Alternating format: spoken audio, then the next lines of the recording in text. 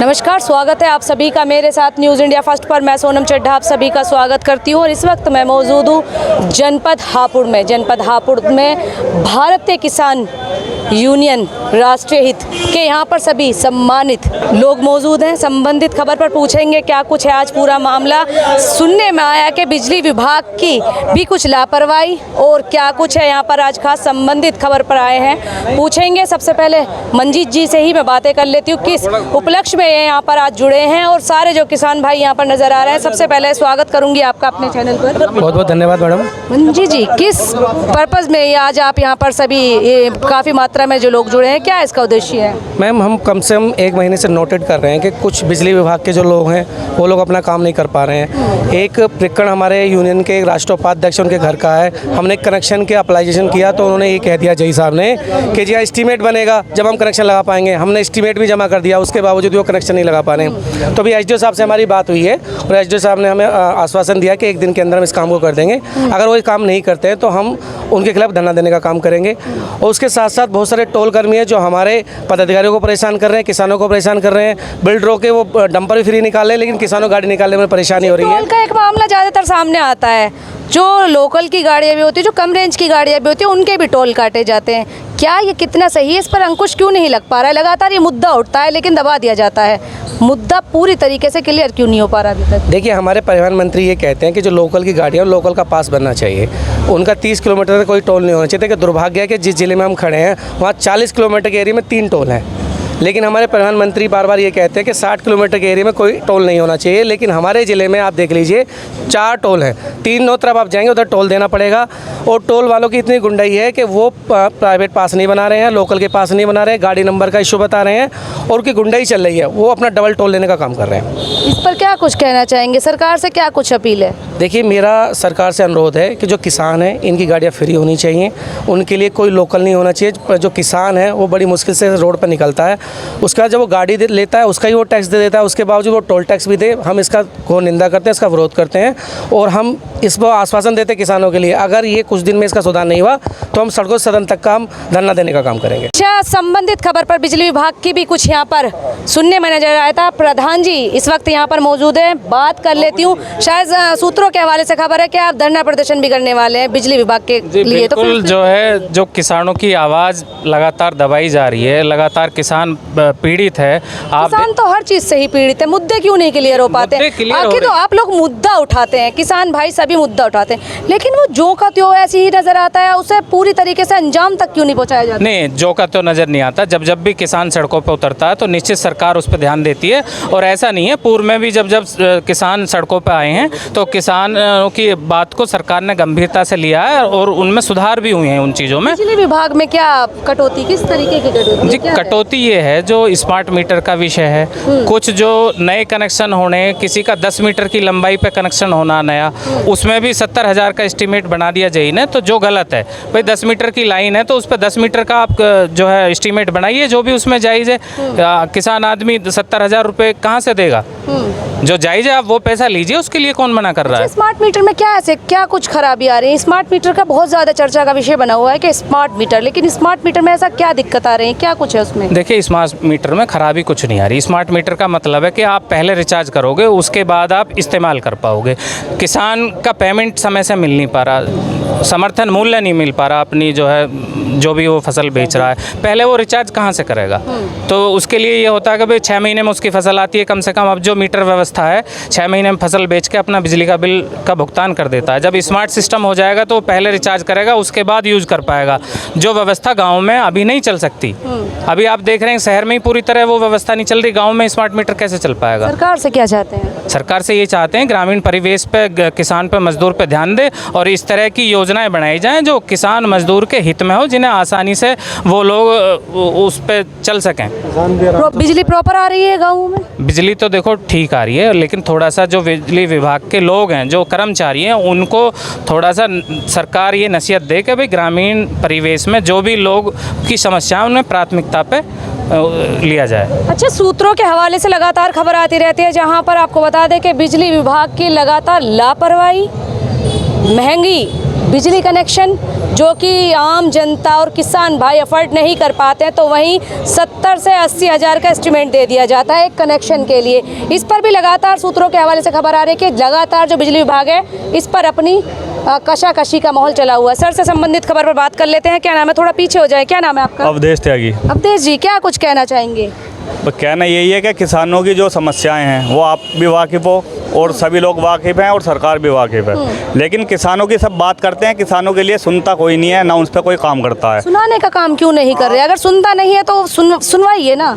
आप वही तो काम कर रहे हैं, उसी लिए तो संगठन बना है। माननीय राष्ट्रीय अध्यक्ष जी हमारे हैं और भी हमारे भाई हैं, सब बड़े हैं। हमने जो ये संगठन बनाया है ये किसानों की और नौजवानों की। आप देखो नौजवान कितना बेरोजगार है, आज रोजगार नहीं है, महंगाई कितनी है। आप जीएसटी बढ़ा रहे हो और फिर थोड़ी कम कर दे रहे हो, क्यों? क्योंकि बिहार में चुनाव है, आने वाले समय में उत्तर प्रदेश में चुनाव है। चुनावी मुद्दा है कि जीएसटी कम? जी क्यों नहीं है, चुनावी मुद्दा जरूर है।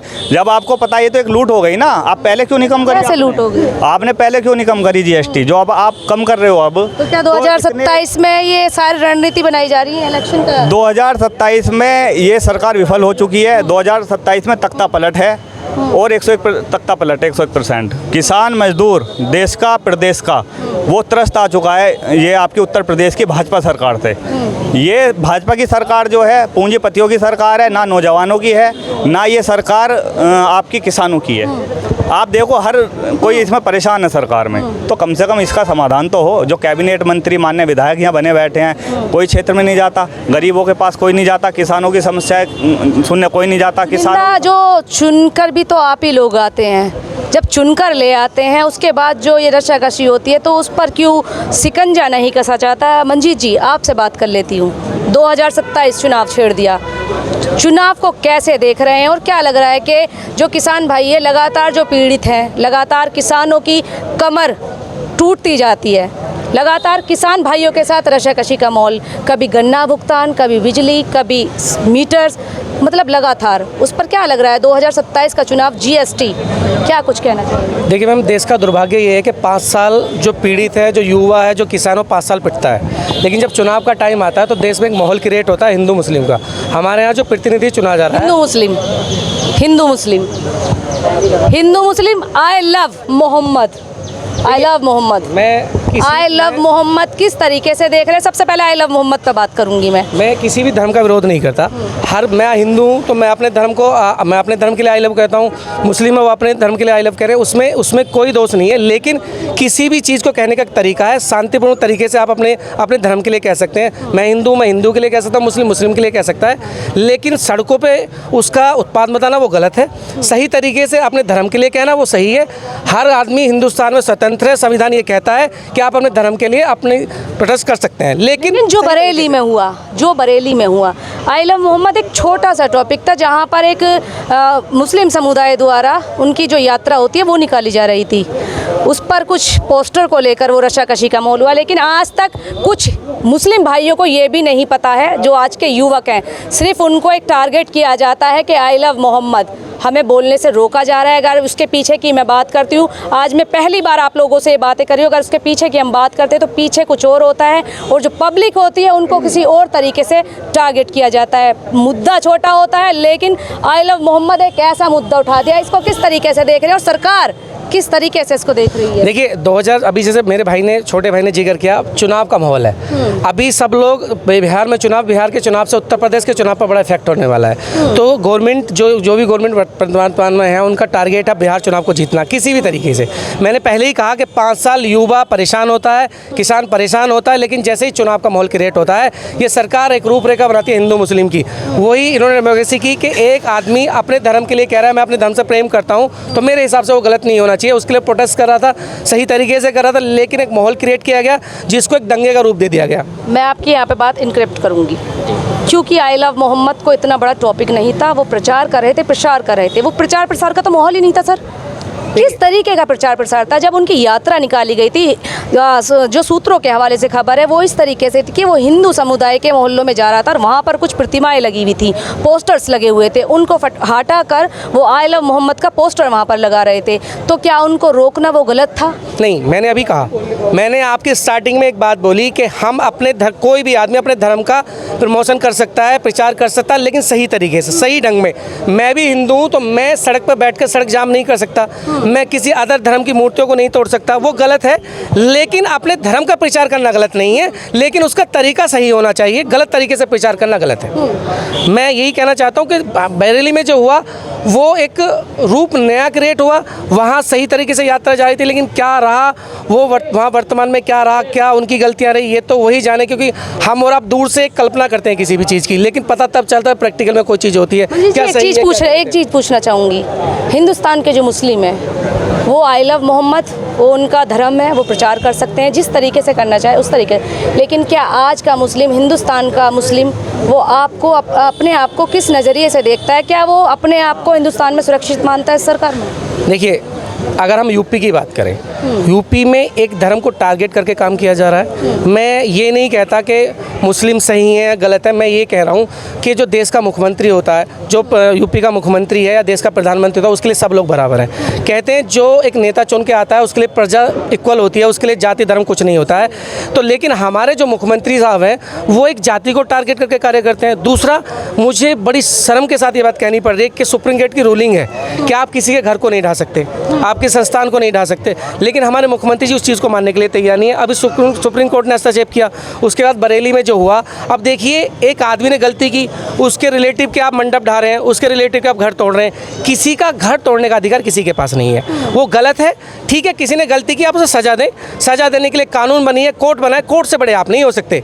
अगर एक मुख्यमंत्री अपने आप को कोर्ट से बड़ा मानता है तो मैं उसका विरोध करता हूँ। 2027 कैसे देख रहे हैं? देखिए, मैं फिर वही बात आ गई, ये 2027 ही है, ये जो बरेली है ये 2027 है। ये एक रूप है हिंदू मुस्लिम के चुनाव को कन्वर्ट करना, क्योंकि बीजेपी को बहुत अच्छे से पता है कि हम जाने वाले हैं, बिहार में वो लोग जा रहे हैं। और देखिए, अभी हमारे बड़े किसान नेता ने एक बात, कौन आ रहा है? अगर बीजेपी जा रही तो फिर कौन आ रहा है? देखिए, मैं अभी आपकी बात रोक के एक बात कहूँगा। अभी हमारे किसान नेता बड़े राकेश जी ने एक बात बोली 2 दिन पहले, मैं एक उन्हें इंटरव्यू चेक कर रहा था कि अगर बिहार में निष्पक्ष चुनाव होता है तो वहाँ बीजेपी की सरकार नहीं बन रही है।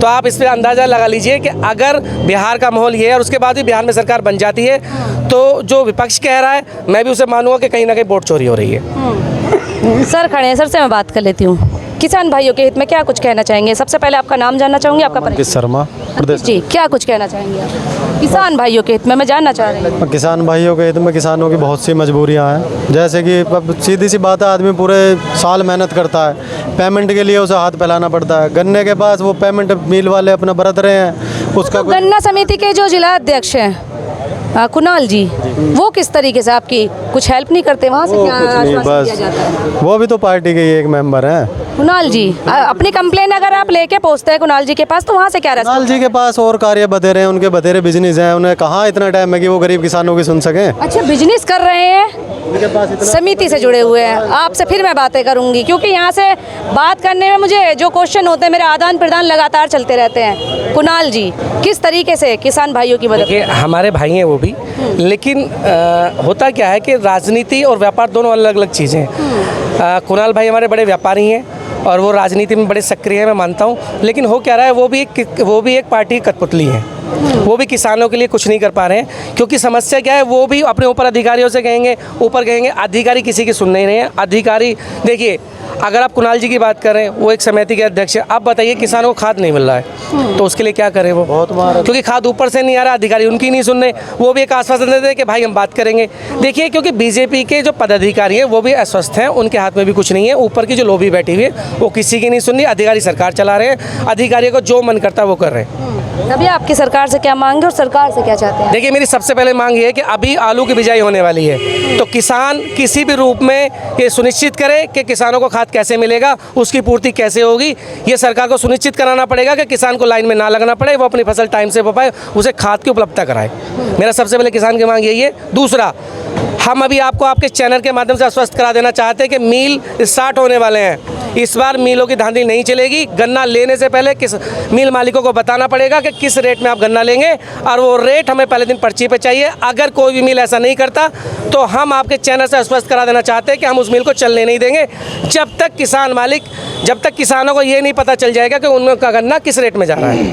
यहाँ पर किसान हित में एक किसान भाई हो रहे हैं जो बात करना चाहते हैं, अपनी बातें रखना चाहते हैं। बात करेंगे उनसे संबंधित खबर पर, क्या कुछ कहना चाहते हैं। आज भारतीय किसान यूनियन देश हित में सैकड़ों जो है लोगों ने आज जो सदस्यता ग्रहण करी है, तो उसी कड़ी में हमारे मनोज मावी जी को भी राष्ट्रीय टीम में जिम्मेदारी दी गई है।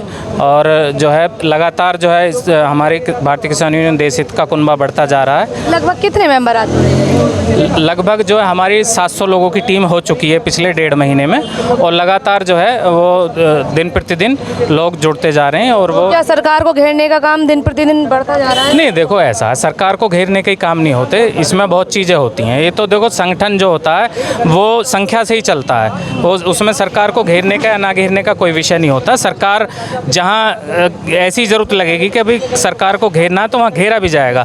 ऐसा नहीं है कि भाई संगठन जो बन रहे हैं वो लगातार सरकार के खिलाफ ही काम करने के लिए लग रहे हैं। जहाँ उन संगठन के किसी व्यक्ति का, किसान का, मजदूर का शोषण हो रहा है तो वहाँ वो सरकार से अपनी बात रखते भी हैं। मैं खुद जो है भाजपा का मेंबर हूँ, और ऐसा नहीं है कि भाई हमेशा जो है पार्टी का विरोध ही करना, सत्ताधारी पार्टी का। तो इसी कड़ी में लगातार जो है हमारे संगठन से जुड़ते जा रहे हैं लोग, और उसी कड़ी में आज जो है मनोज मावी जी को और सतीश भड़ाना जी को और हमारे कुलदीप हुन जी को जिम्मेदारियां दी गई हैं, और सैकड़ों लोगों को जिम्मेदारी दी गई है। तो मैं सभी को बहुत बहुत शुभकामनाएं प्रेषित करता हूं हमारे संगठन से जुड़ने के लिए, और आपके चैनल का भी धन्यवाद करता हूं कि आपका चैनल बड़ी बेबाकी से जो है सवाल पूछता है और जो है अपनी खबर को दिखाता है। तो उसके लिए आपकी टीम और आप सबको बधाई, और आने वाले त्योहारों की भी बहुत बहुत शुभकामनाएं सभी को। गन्ना भुगतान को लेकर मिलों पर भी बिजली गिरने वाले, गर्मी तेज है और किसान भाइयों में भी आज गर्मा गर्मी का माहौल है। देखते हैं ये माहौल कहाँ तक गर्म रहता है और कब ठंडा होता है। फिलहाल अभी तक इस खबर में इतना ही, फिर होगी आपसे मुलाकात ऐसे ही किसी अन्य दूसरी खबर के साथ। तब तक खबर को लेकर क्या है आपकी प्रतिक्रिया कमेंट सेक्शन में अवश्य बताएं। जाते जाते वीडियो को लाइक, शेयर और फॉलो अवश्य करें। साथ में कमेंट सेक्शन में अपनी प्रतिक्रियाएं अवश्य दीजिएगा। किसान हित में आपकी प्रतिक्रिया क्या है कमेंट सेक्शन में अवश्य छोड़िएगा। जाते जाते वीडियो को लाइक, शेयर और फॉलो अवश्य करें। अभी तक के लिए इतना ही। साथ ही अपने शिव आजाद के साथ ही विशेष कवरेज जनपद हापुड़ से। धन्यवाद।